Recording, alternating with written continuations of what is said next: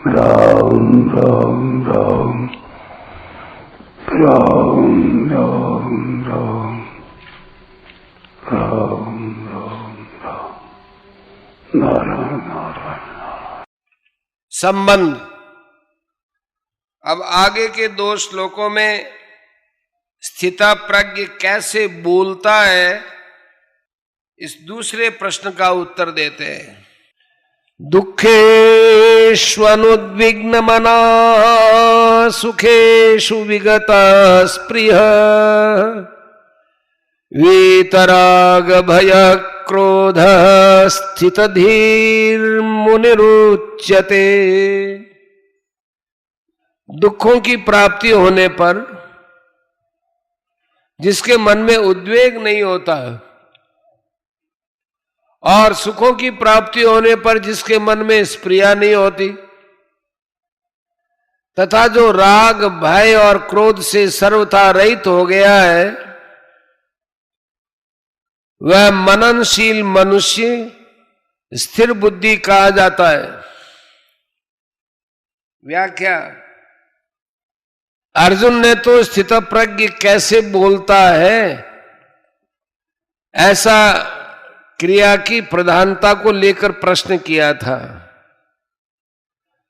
पर भगवान भाव की प्रधानता को लेकर उत्तर देते हैं, क्योंकि क्रियाओं में भाव ही मुख्य है। क्रिया मात्र भाव पूर्वक ही होती है। भाव बदलने से क्रिया बदल जाती है, अर्थात बाहर से क्रिया वैसी ही दिखने पर भी वास्तव में क्रिया वैसी नहीं रहती। उसी भाव की बात भगवान यहां कह रहे हैं।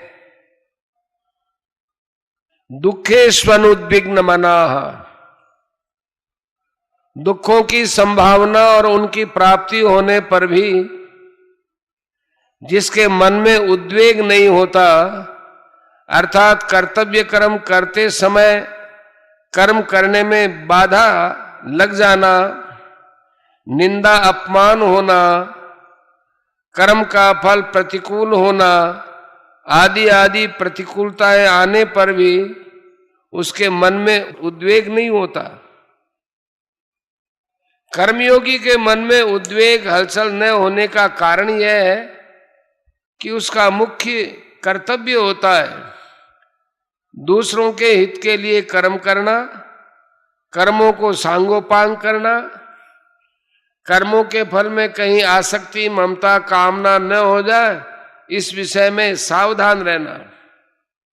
ऐसा करने से उसके मन में एक प्रसन्नता रहती है। उस प्रसन्नता के कारण कितनी प्रतिकूलता आने पर भी उसके मन में उद्विग्नता नहीं होती।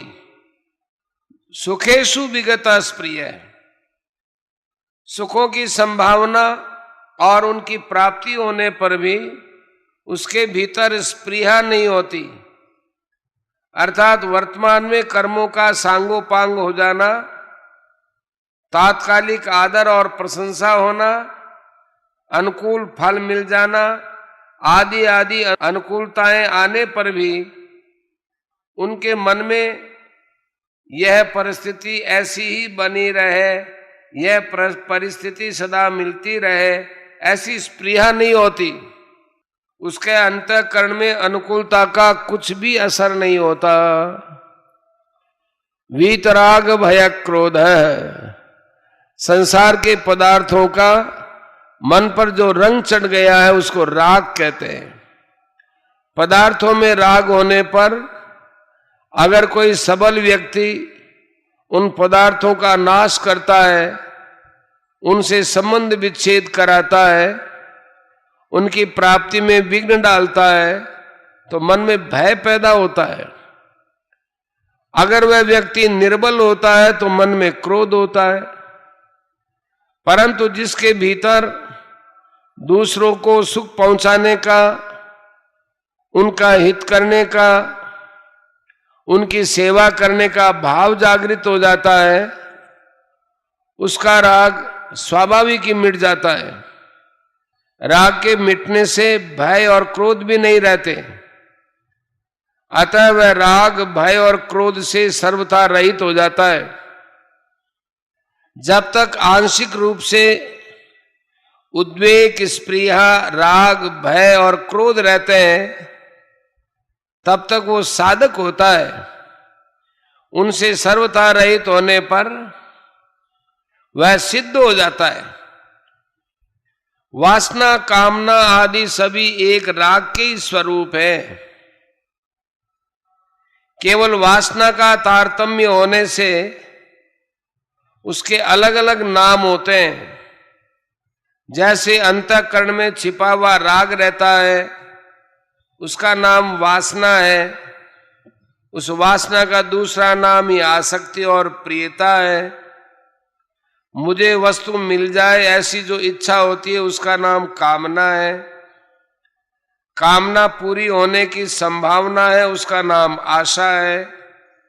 कामना पूरी होने पर भी पदार्थों के बढ़ने की और पदार्थों के और मिलने की जो इच्छा होती है, उसका नाम लोभ है।